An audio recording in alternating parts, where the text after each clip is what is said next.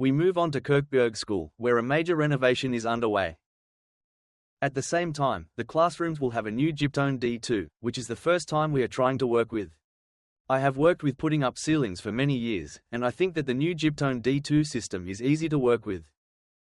There are fewer straps and fewer holes to drill.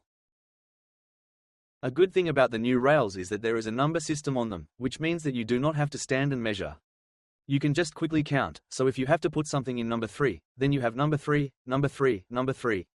It is easy to click the rails onto the connector and tilt the legs down so that they lock in place. The easy thing about this system is that the plates have no metal profile, so you don't have to grab a wing cutter to cut them.